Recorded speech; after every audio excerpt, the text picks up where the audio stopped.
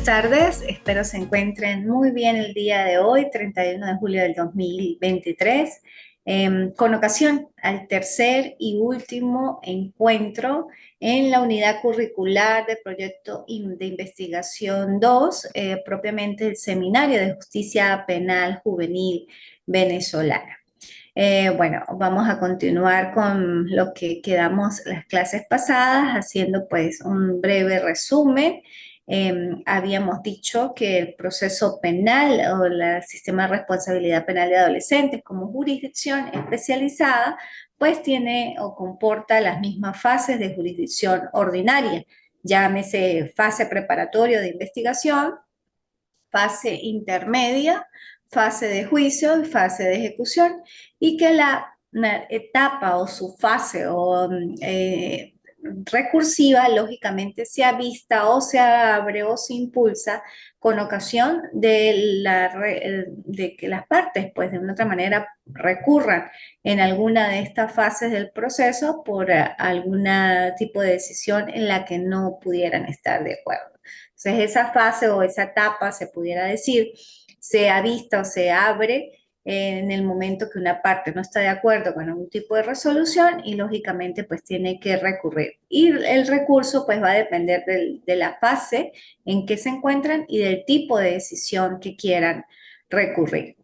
En cuanto al propiamente, quedamos en la fase intermedia, que es la fase que se compara a jurisdicción ordinaria, fase intermedia, y que se inicia esa fase con la presentación del acto conclusivo, en el caso particular, pues de acusación, una vez el Ministerio Público, como titular de la acción penal, presente el acto conclusivo de acusación. Esto ya indica que la fase preparatoria de investigación culminó y se abre pues la siguiente fase, que es la fase intermedia.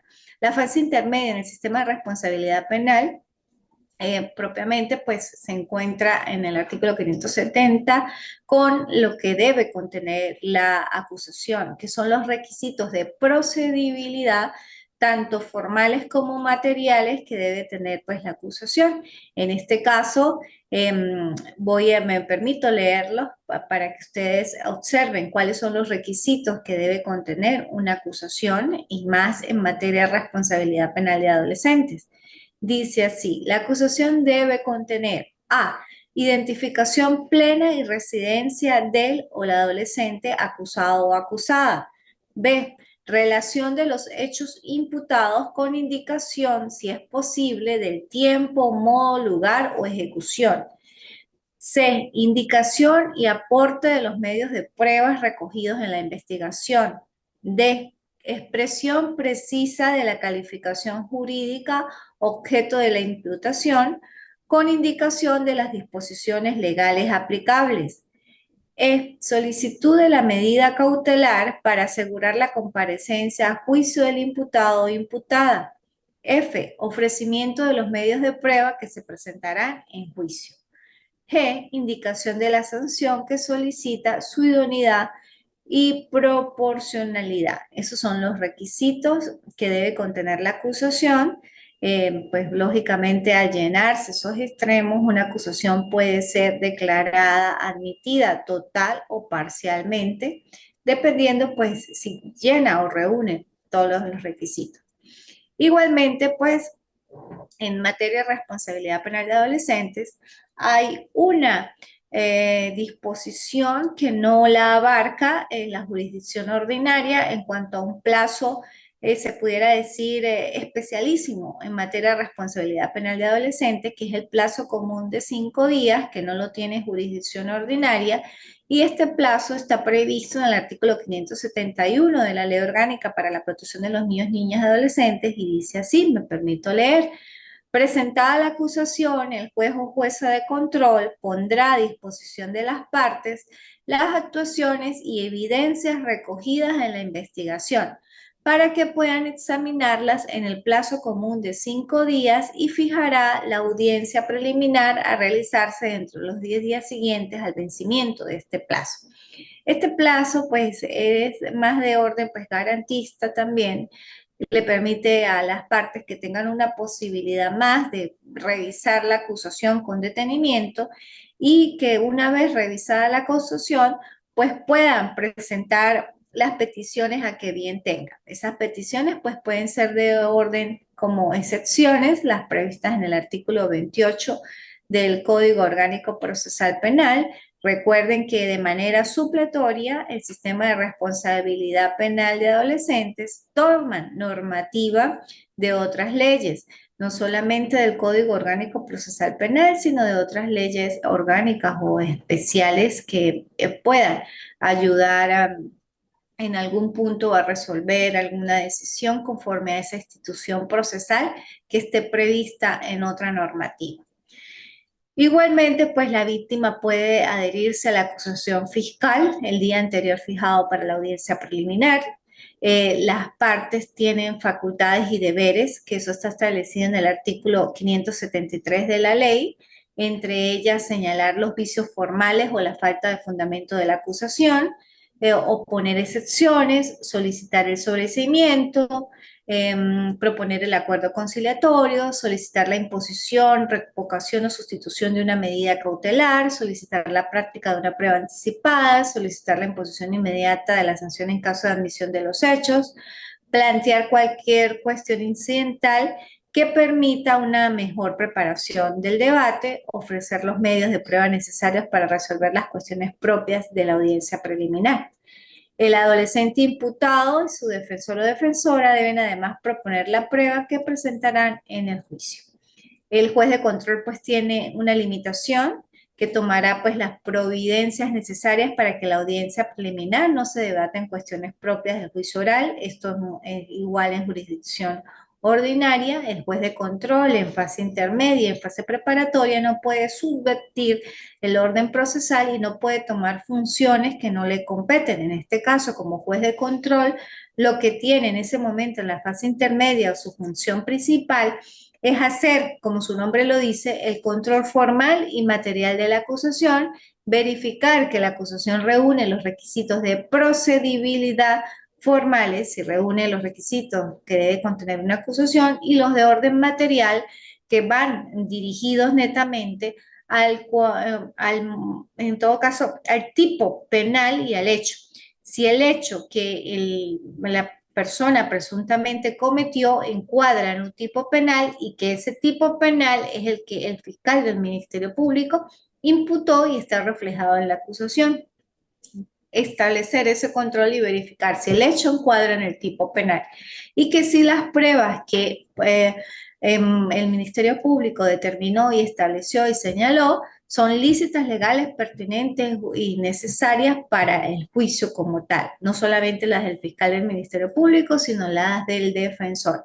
Ese es el control material que debe hacer, pero sin entrar en cuestiones propias de fondo. El juez de control puede perfectamente a cambiar el tipo penal por otro tipo penal, pero sin tocar el fondo como tal. Por decir, puede cambiar de un robo agravado a un robo genérico, un robo propio, si en el momento que verificó el hecho, observó que el arma que presuntamente fue intimidada a la víctima no se encontró. Sin embargo, el fiscal pudo obviar ese requisito que es muy importante y siguió imputando y acusando por robo agravado. Y una de las cosas principales para que el robo agravado pues, se pueda materializar y se pueda verificar que es un robo agravado es que una de las personas que haya cometido el hecho delictivo esté manifiestamente armada. Me lo indica el tipo penal. Si una de las personas que cometió el hecho delictivo no tiene arma o si una sola persona fue la que cometió el hecho delictivo no tiene arma, pues lógicamente no puede configurarse el delito de robo agravado y sería otro tipo de robo, como robo genérico, robo propio o inclusive puede trascender hasta el robo arrebato. Entonces hay que verificar y adecuar el hecho a un tipo penal certero. Pero el juez de control lo que no puede hacer es en todo caso decir que por un homicidio la persona es inocente o la persona es culpable, porque según el hecho arroja que tal cosa sin llegar a etapa de evacuación de las pruebas, o cambiar bruscamente de un homicidio intencional a que fue legítima defensa, una causa de justificación, porque ahí entraría en cuestiones propias de fondo que no le competen al juez de control, que eso debe verificarse en todo caso es en la fase de juicio. Igualmente, pues hay una preparación luego de la audiencia preliminar. El artículo 575 me dice que el secretario o secretaria dispondrá todo lo necesario para la organización y desarrollo de la audiencia, la producción de la prueba que allí se requiera, que el desarrollo de la audiencia, el día señalado se realizará la audiencia, se dispondrá la práctica de la prueba propia de la audiencia preliminar y se dará tiempo suficiente para que cada parte fundamente sus pretensiones. Si no hubiera logrado antes, el juez o jueza intentará la conciliación cuando ya sea posible, proponiendo la reparación integral del daño social o particular causado.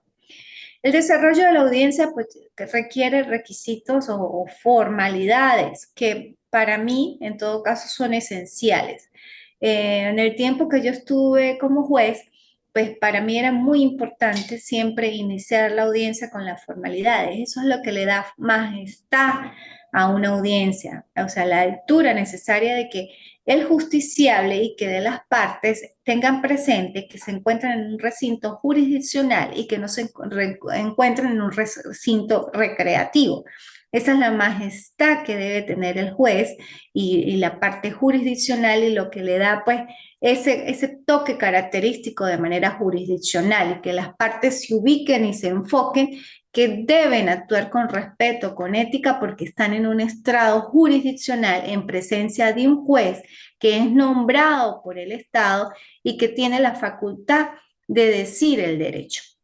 Eso es muy importante. Esas formalidades, pues, son desde en el momento que se abre una audiencia, en una audiencia preliminar, donde el secretario, pues, lógicamente, le dijo al juez y a las partes quienes están presentes, el juez abre la audiencia preliminar, no tanto con las formalidades de un juicio, pero sí diciendo que se da inicio a la audiencia preliminar en la causa penal número tal, seguida fulanito de tal, por la presunta comisión de tal delito.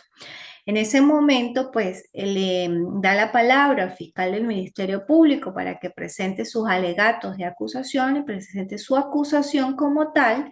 Posteriormente se le da el derecho de palabra a la defensa y después, que es muy parecido a juicio, pues se le da la palabra al imputado o imputada, imponiéndolo el precepto constitucional, recordándole que la declaración es un medio para su defensa y que esa declaración pues va a ser tomada sin ningún tipo de trato cruel o de la amenaza o coacción. Antes de darle la declaración o el derecho de palabra al imputado, pues el juez o jueza debe imponer al imputado de las alternativas a la prosecución del proceso, como lo indica el 576. En todo caso, si es uno de los delitos en el cual le procede la conciliación, pues decirle, también le indica las alternativas de las fórmulas de solución anticipada, como la admisión de los hechos, si considera el imputado o imputada que es responsable de la comisión de ese hecho punible indicado por el Ministerio Público, y pues también le indica que si considera inocente, pues se abrirá la etapa de juicio. Esas son las formas en que el juez de manera elocuente y con la majestad que requiere, pues le impone al imputado.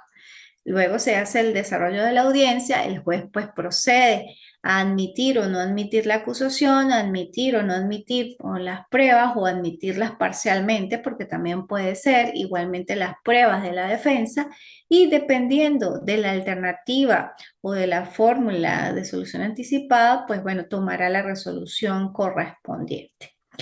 La declaración del acusado, como lo dice ahí, pues bueno, tiene sus formalidades, que es el 49 constitucional, ordenal 5, que es el precepto constitucional.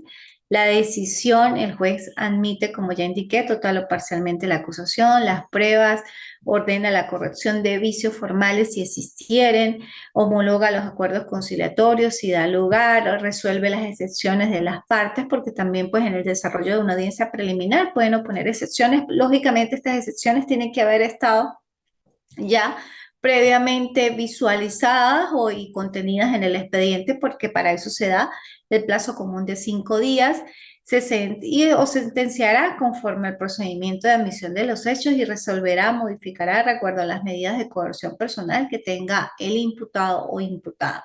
Si el imputado o imputada decide que es inocente, pues en la misma audiencia se hará o establecerá el auto de enjuiciamiento, donde se identificará cómo fue admitida la acusación, las modificaciones introducidas si existieren, la identificación de las partes, las pruebas admitidas, la orden de remitir, entre otros aspectos, las actuaciones al tribunal de juicio.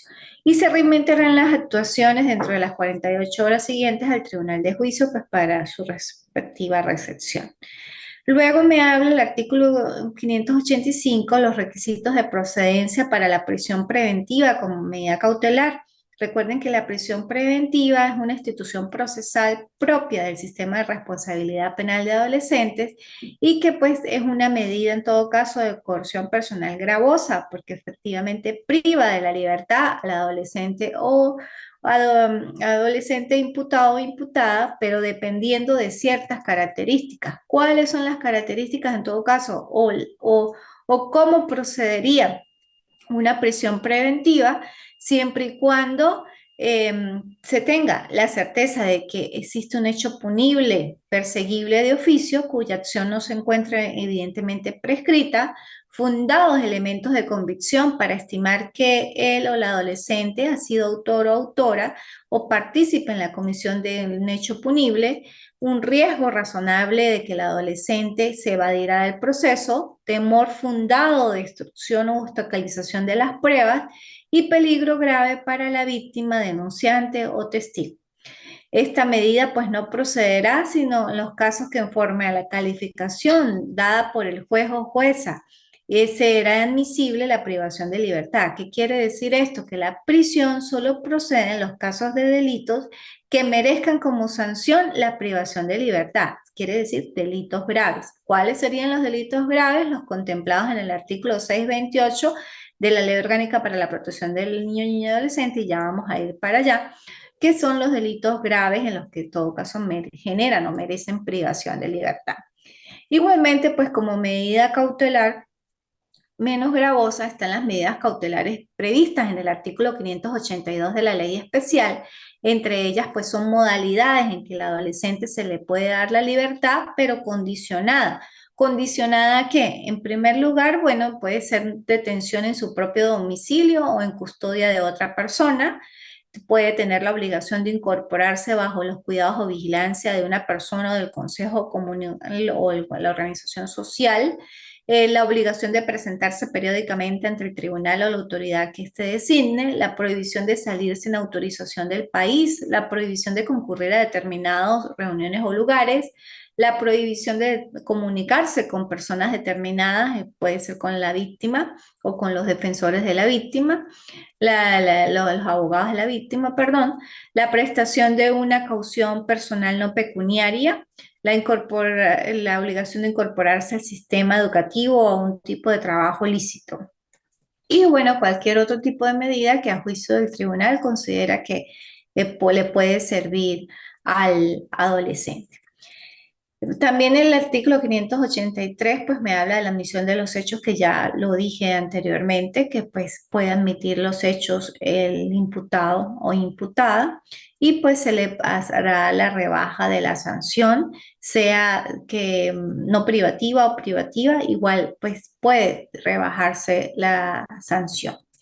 Y bueno, ya pasamos a la fase de juicio oral que inicia en el artículo 585, que se fija pues el juicio dentro de los 5 días siguientes a la recepción de las actuaciones. El juez o jueza de juicio fija la fecha para la celebración del mismo, que deberá tener pues lugar no antes de 10 días ni después de 15 días hábiles, siguientes al auto de fijación y ordenará la citación a la audiencia de todos los que deban concurrir a ella. ¿Quiénes deben concurrir a ella? Lógicamente, pues el fiscal del Ministerio Público, la defensa, la víctima, los testigos, los peritos, todos aquellos que están incorporados como pruebas en la acusación. El juicio oral, el juicio como tal en materia de responsabilidad penal de adolescentes, pues también es muy parecido a jurisdicción ordinaria. Es oral, es continuo, pero no es público, es privado. Los procesos o los juicios de adolescentes son orales, son continuos, pero son privados, no públicos como en jurisdicción ordinaria. Igualmente, pues debe tener la identidad física del juez o jueza de juicio y del fiscal por conforme al principio de inmediación, muy parecido a jurisdicción ordinaria. Debe estar el acusado o acusada. El artículo 590, me permito leer, dice: el acusado o acusada deberá estar presente en toda la audiencia, a solicitud suya o de quien ejerza su defensa. El tribunal podrá autorizar el retiro transitorio de lo del adolescente de la sala cuando sea necesario tratar asuntos que puedan causarle perjuicio moral o psicológico. Igualmente, pues debe estar en presencia del defensor o defensora. La ausencia del querellante o la no comparecencia dará lugar pues al desistimiento de la querella. La apertura de la audiencia oral es, como ya lo indiqué, pues muy parecida a la audiencia preliminar, con las formalidades que debe tener propiamente un juicio oral y reservado. También pues se le da la palabra al adolescente para que declare con las formalidades previstas e imponiéndolo pues de precepto constitucional. Igualmente pues se deben advertirse que no puede abstenerse de contestar preguntas total o parcialmente del adolescente. Las facultades del acusado o acusada, puede hacer todas las declaraciones que considere convenientes, incluso si hubiese tenido, siempre que no interfieran o con el debate y se refieran al objeto del debate. Lógicamente, de manera respetuosa, pues puede intervenir. Igualmente, pues se puede ampliar la acusación en fase del juicio, dependiendo pues de todo lo que se observe en el momento de la evacuación de las pruebas y demás. Hay recepción de pruebas. El artículo 597 me indica que después de la declaración de lo del adolescente, el tribunal recibirá la prueba en el orden establecido en el Código Orgánico Procesal Penal para la fase del debate, salvo que considere pertinente alterarlo. ¿Cuál es el orden procesal? Bueno, primero experticias, luego testimoniales y luego documentales, pero ese orden se puede alterar si dependiendo del acervo probatorio no está completo en el momento del inicio del juicio. Entonces podemos empezar con testimoniales, alterando el orden, que perfectamente se puede hacer, o podemos inclusive incorporar pruebas documentales dando inicio al juicio y posteriormente son llamados los peritos o los testigos. En cuanto a las nuevas pruebas, pues excepcionalmente el tribunal, a petición de parte o de oficio, podrá ordenar la recepción de nuevas pruebas si en el curso de la audiencia surgen como indispensables para el esclarecimiento de los hechos.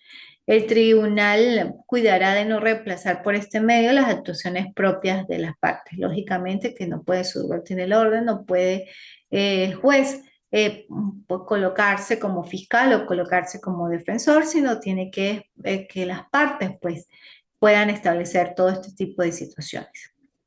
Y la discusión final y clausura contenida en el artículo 600, que pues luego de haberse evacuado las pruebas, se indica que concluyó la fase de evacuación de las pruebas, se le da la parte a la palabra a la fiscal para que estime sus conclusiones, luego a la defensa, luego hay derecho de réplica y contrarréplica, y también se le da la palabra al imputado o a la víctima si está presente para que exponga lo que a bien tenga. ¿Ok? Si existe la sentencia donde se determinó que era inocente, pues debe reunir algunos aspectos del artículo 602. O sea, para que la sentencia sea absolutoria, hay que indicar que se absuelve. ¿Por qué? Porque está probada la inexistencia del hecho, porque no hay prueba de la existencia del hecho, porque no constituye el hecho una conducta tipificada, porque está probado que el adolescente o la adolescente acusado o acusada no participó en el hecho, porque no hay prueba de su participación, porque está justificada su conducta, porque no comprendió el adolescente la ilicitud de su conducta o no haber estado en posesión de opciones de comportamiento lícito, por la concurrencia de una causal de exclusión de la culpabilidad de la pena, por la existencia de una causal de extinción o de caducidad de la acción penal, o cualquiera de las causales que hubieran hecho procedente la remisión. La sentencia absolutoria ordenará la libertad del acusado, la cesación de las restricciones impuestas provisionalmente y resolverá sobre las costas. La libertad será efectiva directamente en la sala de audiencias, aunque por experiencia y en manera pues ya ahí por práctica forense, es mejor que el adolescente y en tanto jurisdicción ordinaria en adultos, pues salga en libertad desde su recinto carcelario, porque es necesario verificar si este adolescente o si la persona adulta tiene otras causas y pues después no se evada del proceso. Entonces es preferible pues de que salga desde su recinto carcelario. Igualmente, pues la sentencia absolutoria, de reunir estos requisitos, es necesario que el juez la motive perfectamente y haga pues esa manipulación de las pruebas que ya evacuó para poder blindar la sentencia. En la sentencia de acusación, esto en el caso de que el adolescente o la sentencia que declare penalmente responsable al adolescente no podrá sobrepasar el hecho y las circunstancias descritas en el auto de enjuiciamiento o en su caso en la ampliación de la acusación. En la sentencia que se declare penalmente responsable al adolescente, el juez o jueza de juicio podrá dar el hecho una calificación jurídica distinta de aquella de la acusación o la del auto de enjuiciamiento o aplicar sanciones más graves. Sin embargo, el acusado no puede ser sancionado o sancionado en virtud de un precepto penal distinto del invocado en la acusación, comprendida en su ampliación. O en el auto de enjuiciamiento, pues si previamente no fue advertido sobre la modificación posible de la calificación jurídica. Recuerden que en materia de adolescentes, pues los jueces tienen la potestad inclusive de cambiar sanciones. Pueden, si el fiscal del Ministerio Público solicita la privación de libertad, el juez de juicio y el juez de control también lo puede hacer, cambiar la sanción por otras menos gravosas o colocarle todo el catálogo de las sanciones, sean estas por decir, en reglas de conducta simultáneamente, libertad asistida y de manera sucesiva, servicios a la comunidad. Puede cambiar una privación por las otras sanciones no privativas de libertad, lógicamente haciendo la motivación respectiva por qué hace el cambio de sanción.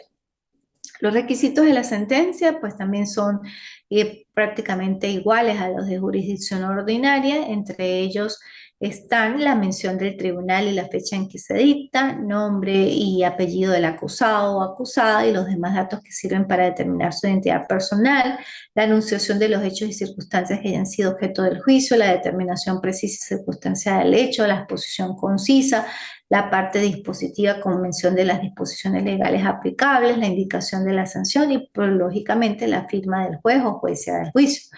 El pronunciamiento, pues, en nombre de la República, siempre por autoridad de la ley, tiene que ir la sentencia.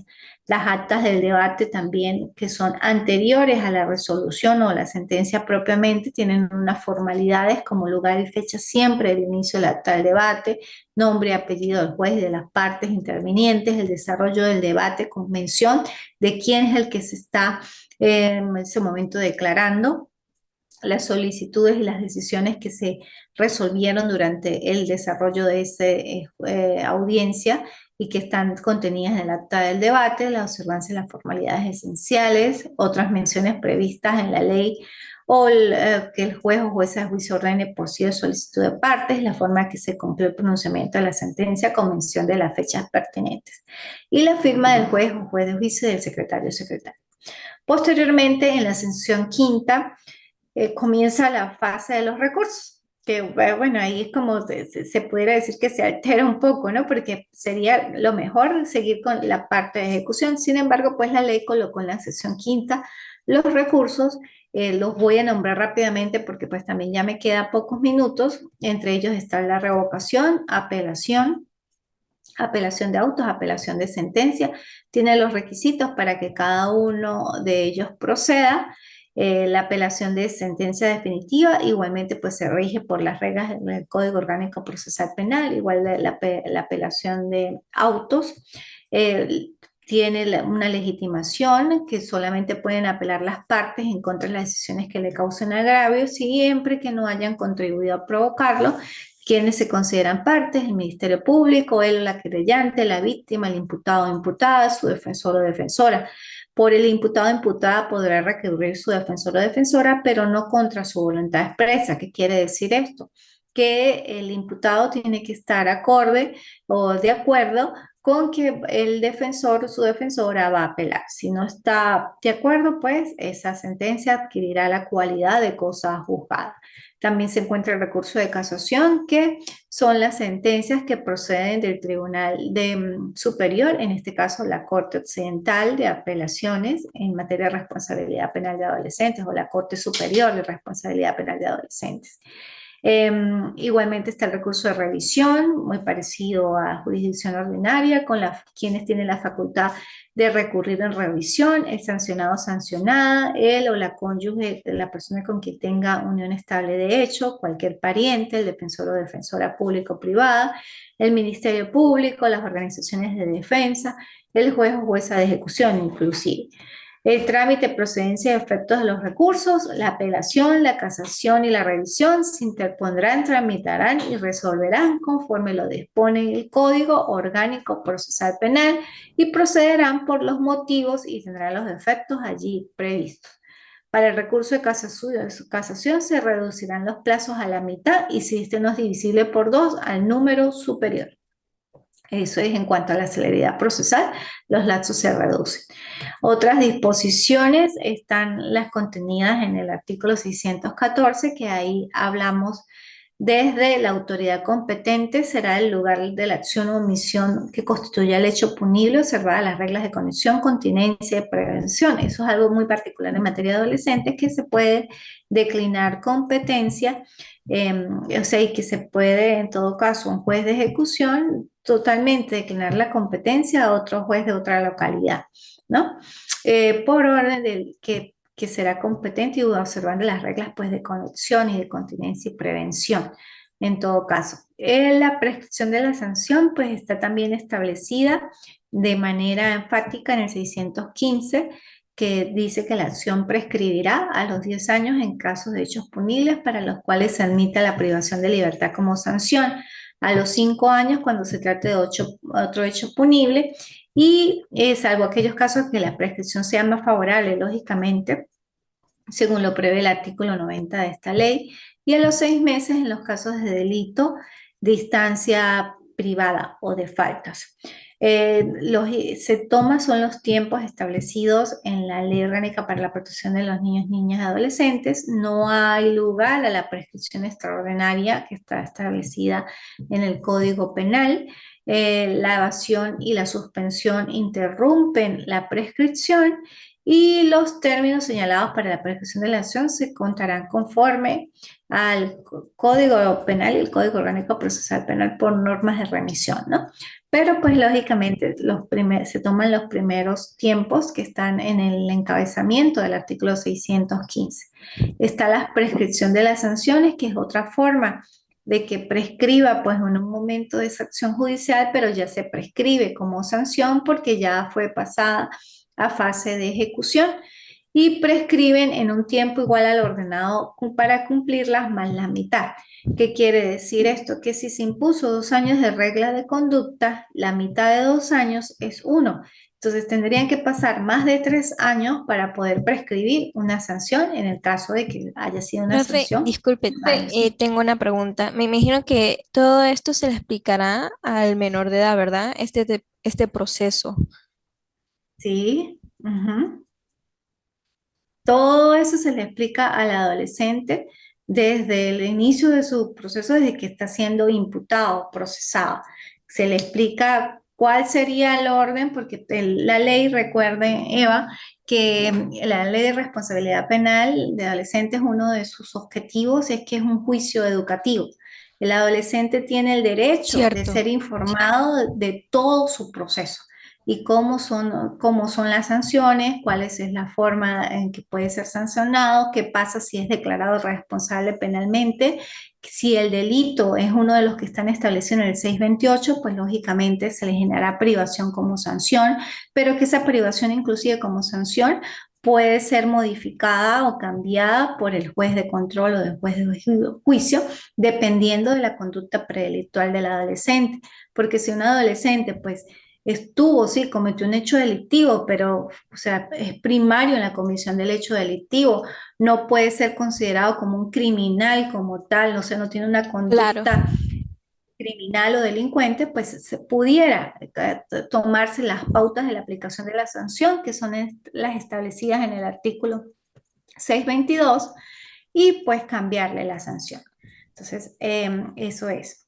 ¿Sí me expliqué? Sí, señora, muchas gracias, mi profe, porque sí me llamó la atención, sobre todo en el recurso de apelación, porque es Ujú. la víctima, creo que es él el que decide, la víctima, si va a ir a apelación o no.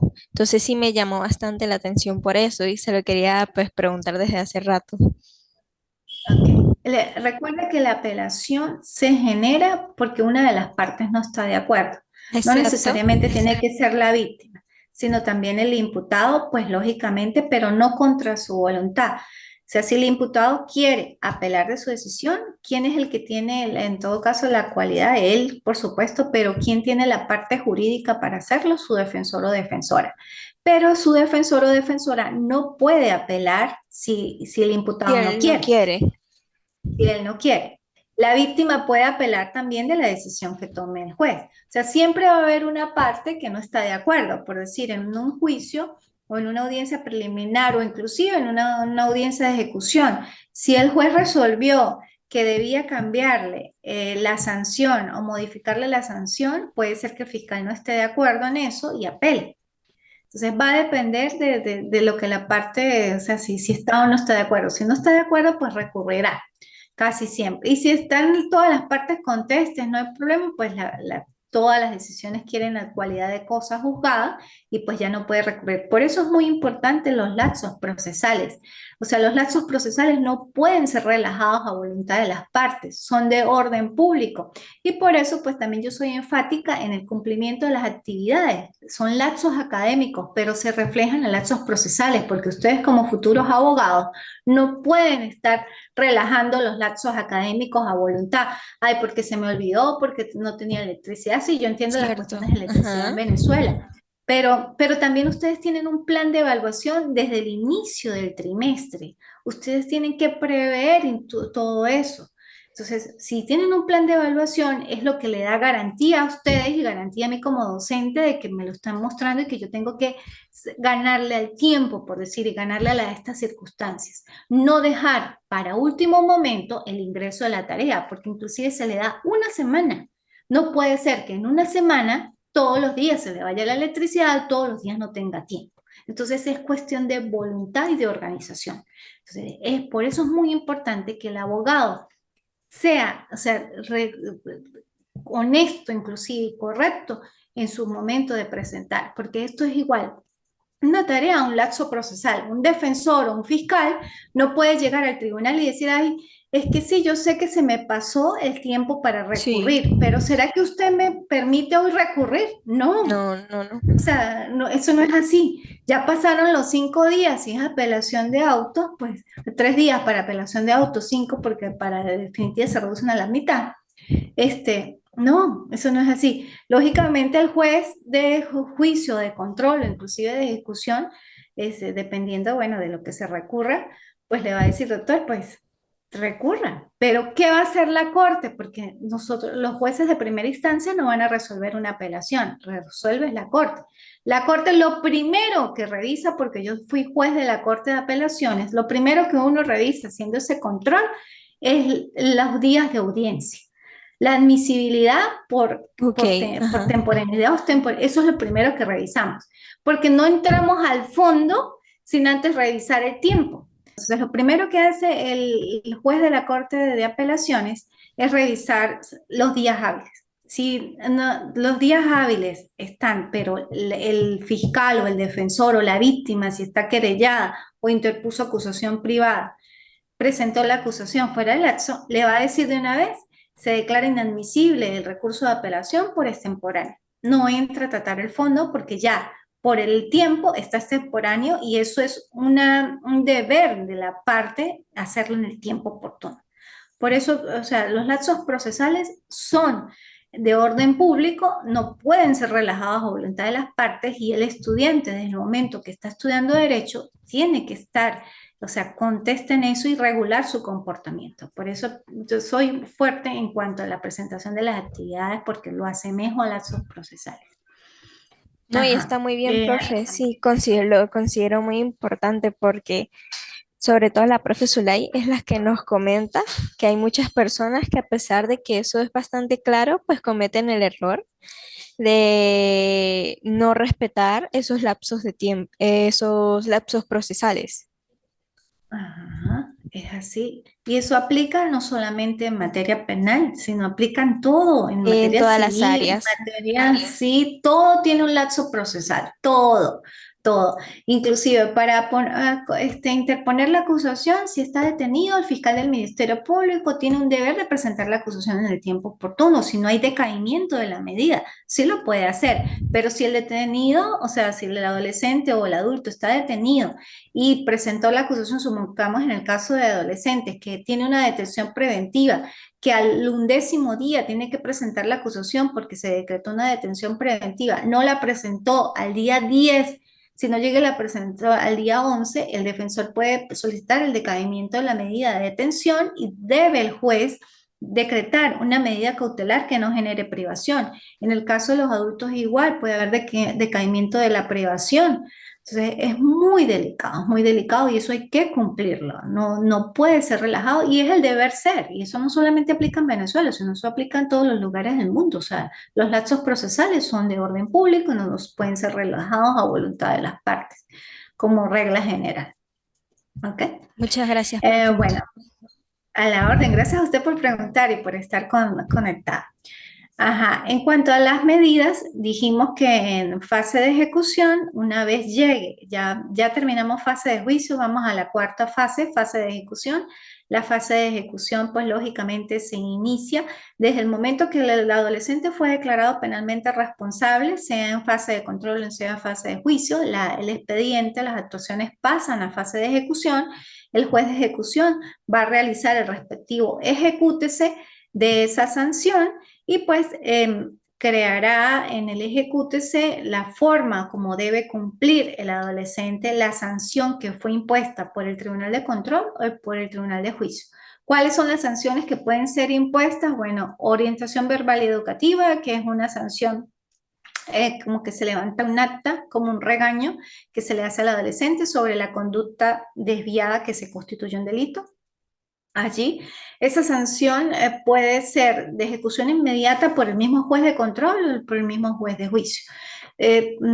No necesariamente tiene que aplicarla al juez de juicio. Aunque yo parto del juez de ejecución, perdón, que si es una sanción y que fue, debe hacer esa acta el juez de ejecución, pero no le prohíbe como tal la ley que la haga de ejecución inmediata el juez de control, que le mate el acta, lo regañe y ya para archivo judicial. Hay como un vacío, ¿no? Pero pues como no está prohibido, pero tampoco está permitido, pues lo puede hacer el juez de control, el juez de juicio, y lo puede ser lógicamente el juez de ejecución. Si el juez de control dice, no, yo no voy a levantar el acta porque eso no es mi función, lo pasa al juez de ejecución y el juez de ejecución pues ejecuta esa orientación verbal y educativa. La imposición de reglas de conducta, eso sí, servicios a la comunidad de libertad asistida tienen que ser ejecutadas por el juez de ejecución. Las reglas de conducta tienen una duración máxima de 2 años, pero si el adolescente pues admite hechos, también se le puede rebajar la sanción. Son prohibiciones de hacer o no hacer al adolescente, entre ellas un ejemplo, prohibición de concurrir a lugares donde expendan o consuman sustancias estupefacientes, un deber, la obligación de incorporarse a una actividad educativa. Los servicios a la comunidad son tareas de interés general de forma gratuita que el adolescente debe hacer sin que menoscabe su dignidad, ¿no? En tiempos también que no perjudiquen su actividad laboral o su estudio. La libertad asistida es una sanción un poquito más individualizada, a través de un trabajador social. Este trabajador social va a la comunidad donde habita el adolescente cada cierto tiempo, verifica las condiciones en que vive y verifica si se está comportando de buena manera. Igualmente, pues se le da atención psicopedagógica, psiquiátrica, psicológica, ¿no? Por ese especialista. La semilibertad, como lo indica, pues es una incorporación obligatoria del adolescente a la entidad de atención, o sea, duerme en la noche en la entidad de atención, en el día sale a trabajar o a estudiar, ¿no? Dependiendo del espacio físico, puede ser que se da casi en el Táchira casi no se da esta medida de semilibertad, sino se le aplican las otras. La privación de libertad es lo que yo hablaba del 628, que es donde establece el catálogo de delitos que merecen privación. Los delitos que no están contenidos en el 628 no merecen privación de libertad. Por decir, en el artículo 628, en el literal A, me dice que el homicidio, salvo el culposo, la violación, el secuestro, el delito de drogas en mayor cuantía, en cualquiera de sus modalidades, abuso sexual, compenetración, sicariato, su duración no podrá ser menor de 6 años ni mayor a 10. En los otros delitos como lesiones gravísimas, salvo las culposas, robo agravado, robo sobre vehículo automotor, abuso sexual, extorsión o sobre asalto transporte, no podrá ser menor de 4 ni mayor a 6. Lo que no esté contenido en el lateral B, en el literal A, no merece privación. Por decir, el porte no está allí, ¿verdad? En ninguno de los dos. El porte no merece como sanción la privación de libertad.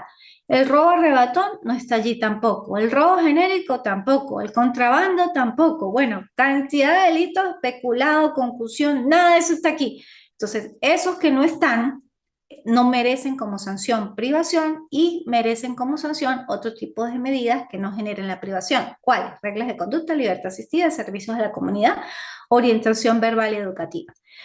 Las formas inacabadas o participaciones accesorias sí merecen privación. Por decir, homicidio en grado de frustración merece privación. Homicidio en grado de tentativa merece privación. Participaciones accesorias, a que llamamos cómplices, facilitadores, cooperadores o coautores. Esas son participaciones, también merecen privación. Esto con ocasión de la reforma del 2015. Luego, antes de eso, las participaciones accesorias o las formas inacabadas no generaban privación de libertad. La ejecución de las medidas pues tienen un objetivo que es lograr el pleno desarrollo de las capacidades del adolescente y su adecuada convivencia con su familia y con su entorno social. La ejecución de las medidas, pues bueno, su fin último es que el adolescente pues sí internalice que cometió un hecho delictivo y que se incorpore a la sociedad de manera armónica y pacífica con el bien entendido que lo que cometió fue dañino tanto para él como para la sociedad. Eso es lo que busca la ley y lógicamente la ejecución de las medidas, que haya ese proceso de internalización del delito y la internalización de la sanción. Porque muchos de los adolescentes pues, que cometen hechos delictivos a veces nunca se arrepienten de sus actos. Y si nunca se arrepienten, pues bueno, cumplirán entonces toda la sanción privativa de libertad, pero salen igual y probablemente pues reincidan, ¿no? Tienen derechos como a un trato digno humanitario, tienen deberes también, igual tienen los derechos del adolescente con aplicación de medida, ciertos lineamientos como que se le mantenga en cualquier caso separado de las personas adultas condenadas y condenadas, que los invito a que ustedes pues profundicen más en esto por el tiempo del artículo 630, 631 de la LONA. Tienen deberes adolescentes como cumplir con la sanción establecida, cumplir con su plan individual, que es un plan individual. El plan individual es como un pronóstico de condena prácticamente. En el momento que el adolescente es declarado penalmente responsable, se le hace un examen y se le verifica cuál es su diagnóstico. ¿Por qué cometió el hecho delictivo? ¿Cuáles en todo caso fueron los factores que originaron la comisión de ese hecho delictivo? Y se le hace un pronóstico de si es privación de libertad, porque también hay planes individuales para las no privativas, cuántas terapias o orientaciones necesita el adolescente, dependiendo de ese diagnóstico que se hizo criminológico, qué actividades va a hacer dentro del recinto carcelario y cada cuánto tiempo. Eso es lo que va a verificar el juez de ejecución cada 6 meses, porque la revisión de las medidas se debe hacer cada 6 meses. Ahí me indica el 633 el plan individual para la ejecución de las sanciones no privativas que debe ser realizado por el equipo multidisciplinario, donde cumple el adolescente las sanciones privativas en las entidades de atención dispuestas para ese cumplimiento. También tienen unas formalidades esenciales que están en el 633, que los invito a que la vean. Tienen un acondicionamiento, tienen una seguridad también interna, un reglamento interno. Las entidades de atención, pues, son entidades, pues, administrativas, reclusorias, pero dependen, pues, del sistema del Ministerio Popular para servicios penitenciarios en materia de responsabilidad penal de adolescentes. No forman parte del sistema judicial como tal, sino forman parte de otro ministerio, pero dirigidos a la reclusión de adolescentes, ¿no? Por eso tienen su forma de proceder, su registro. Sin embargo, el juez de ejecución está facultado a inspeccionar esas entidades de atención, llegar de manera, o sea, intempestiva, por decir, no necesita notificar para hacer la inspección interna de cómo está el funcionamiento de esa entidad, cómo se encuentran los adolescentes detenidos y demás, que es una facultad de los jueces de ejecución.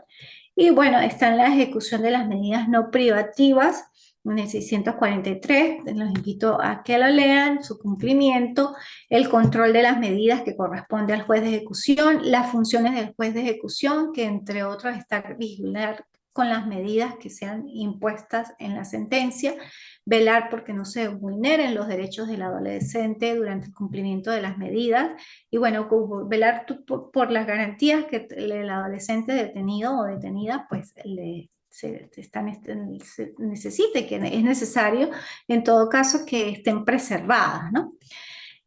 Bueno, luego de ahí está la justicia penal de adolescentes, las funciones del Ministerio Público, que ustedes ya saben que es el titular de la acción penal y que tiene una función dual. Es parte de buena fe, pero también es acusador y que también vela por el cumplimiento de las sanciones que han sido impuestas al adolescente. Hay una policía de investigación especializada también, así como una defensa pública especializada. La sección segunda, a partir de 654, habla del imputado y su defensor, pues prácticamente los derechos que tiene el adolescente desde el primer acto del procedimiento. En todo caso, como ya le indiqué, conforme a que es un juicio educativo, se le debe informar de manera específica y clara sobre los hechos que se le imputa y la autoridad responsable de la investigación. No ser juzgado en ausencia, entre otras. Los padres, las madres y los representantes o responsables de los adolescentes son coadyuvantes en el desarrollo del proceso, pero no deben tratar de subvertir el orden o tener una cualidad procesal. Por lo menos ellos no pueden apelar, ellos no pueden recurrir, los padres o las madres, pero sí pueden intervenir en el procedimiento como coadyuvantes en la defensa.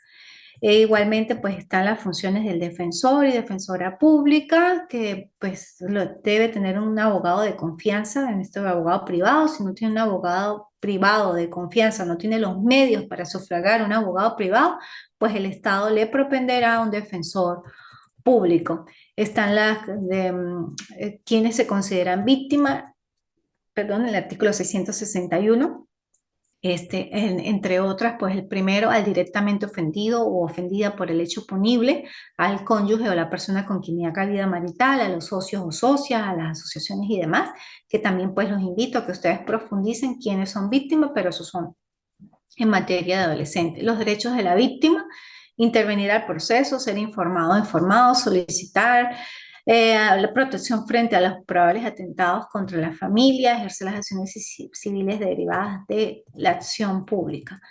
Y bueno, los órganos jurisdiccionales, la jurisdicción, la constitución de la sección de adolescentes del Tribunal Penal. ¿Quiénes tienen jurisdicción? Pues los tribunales penales especializados, los tribunales penales ordinarios, la Sala de Casación Penal del Tribunal Supremo de Justicia, posee el ejercicio de la jurisdicción para la resolución de los asuntos sometidos a su decisión conforme a la organización judicial y la reglamentación interna. Recuerden que jurisdicción proviene de dos vocablos latinos, Juris, que es derecho, y dictio, que es decir el derecho. ¿Quiénes tienen la facultad de decir el derecho? Los jueces, en este caso, los jueces en materia de responsabilidad penal de adolescentes y la sala de casación tribunal penal, que son parte del sistema de responsabilidad penal de adolescentes. ¿Ok? Los servicios auxiliares, cómo está constituido, la dotación que debe en todo caso poseer. Y así llegamos con el final de la ley, las disposiciones transitorias, cuando fue pues reformada la ley, donde el régimen aplicable o cómo debía sopesarse o determinarse cuando un adolescente es menos de 14 o menos de 12. Okay, bueno, con eso pues ya abarcamos todas las fases del proceso de responsabilidad penal de adolescentes, es muy parecido a jurisdicción ordinaria, son las mismas fases de jurisdicción ordinaria, cambian, son las instituciones procesales propias internas que nos guiamos por la ley especial, netamente por la ley orgánica para la protección del niño y niña adolescente, cuya reforma, o sea, más cercana fue la del 2015, 8 de junio del 2015. Tenemos normas de remisión, en este caso debemos procesalmente y adjetivamente tomar instituciones del Código Orgánico Procesal Penal como norma objetiva. En materia de responsabilidad penal de adolescentes es muy importante prevenir antes que reprimir. Es uno de los aspectos fundamentales y que yo como cuando estuve juez de juicio pues preferiría prevenir antes que reprimir. Al adolescente se le debe educar antes que incurra en la comisión de un hecho delictivo. ¿Cómo se educa a un adolescente? Desde las instituciones educativas, pero principalmente dentro de las instituciones familiares, dentro de su familia, como célula fundamental de la sociedad, ejerciendo ese control social informal y bueno, pues regulando el comportamiento del adolescente desde la niñez, desde su proceso de evolución, para pues que no caiga o no sea vulnerable en la comisión de hechos delictivos o que no sea víctima inclusive de la comisión de hechos delictivos. Debe pues su padre y su madre o sus responsables o sus representantes pues regular el comportamiento, darles la atención adecuada, el amor adecuado y todos los medios, no solamente económicos, sino los medios afectivos y emocionales para que el adolescente pues crezca de manera armónica, pacífica, en un ambiente sano, sostenible, con su seguridad social, su seguridad jurídica, pero en un ambiente cargado de amor, de afecto, de atención, de respeto, de valores y que ellos observen todos esos patrones de sus padres, porque si no los observan, pues lógicamente pueden ser vulnerables en la comisión de hechos delictivos o pueden ser víctimas de la comisión de hechos delictivos. Lógicamente, esto en línea general, pero hay adolescentes que habiendo crecido en familias desestructuradas son los mejores personas de la sociedad. O sea, no todo es una regla, o sea, también hay sus excepciones, pero pues eso es parte también de la individualidad de cada ser humano que tenemos lo que podamos escoger nosotros como seres humanos en nuestro libre desenvolvimiento y desarrollo de la personalidad, que no solamente habla la Constitución, sino los diferentes mecanismos legales e internacionales. Entonces, siempre parto de la idea, y es una frase mía, que si se educa a un adolescente en conflicto con la ley penal, se evita a un adulto en situación de criminalidad. Y primero es la prevención antes que la represión no llegar a que el sistema de responsabilidad penal arrope a estos adolescentes o a los adolescentes que están infractores. Hay muchos factores que inciden para que los adolescentes cometan hechos delictivos y pues es sobre todo de los padres y del sistema educativo tratar de diagnosticar y determinar primero todos esos comportamientos, o sea, por qué el adolescente se comporta de tal manera en la actividad, en la escuela, en el aula, qué es lo que siente. Y eso es parte inclusive de lo que en Europa se ha estado implementando, que es la educación emocional, que el educador tenga la capacidad de observar y estimar de ese educando cuál es su comportamiento emocional, qué siente ira, siente tristeza, siente rabia, tratar de regularla y que la dibuje, que la exponga, para que esa rabia, esa ira o inclusive esas alegrías no sean exteriorizadas, pero dañando un derecho ajeno o un derecho de una tercera persona. Entonces, parte del programa y del proyecto de investigación, que inclusive habla de lo de que es la justicia restaurativa, son los procesos de sanación también con la víctima, porque a veces nos enfocamos mucho en el adolescente, en el justiciable, en el infractor, pero también dónde queda la víctima. Es un equilibrio que debe también existir en el mundo jurisdiccional y en el mundo jurídico.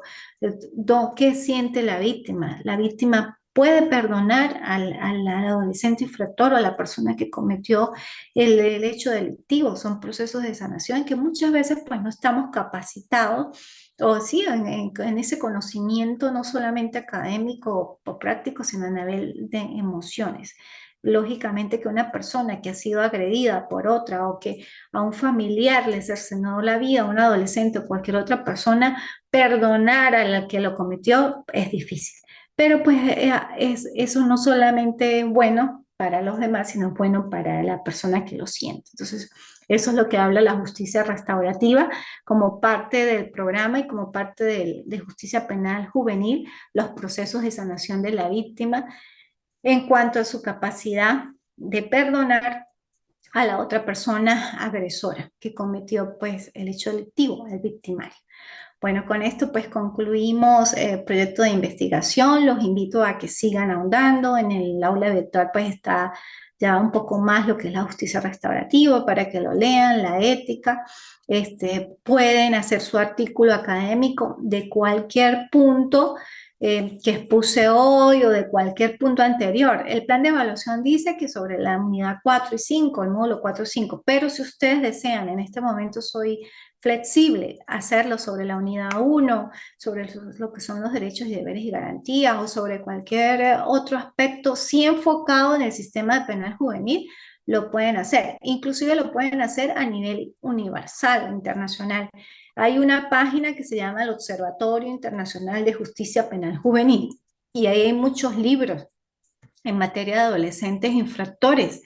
Pueden leer alguno de ellos y sacar un tema, eso sí, un tema suyo de producción auténtica conforme a lo que es un artículo académico con base a la estructura de la revista de la universidad, la red, que debe tener pues un resumen, un abstract en inglés, en español, sus referencias bibliográficas, sus citas si van a hacer uso de palabras o frases o contenido de otro autor, pero lógicamente que la mayoría o lo que prevalezca sea la producción auténtica y única del estudiante que va a hacer su artículo académico, ¿ok?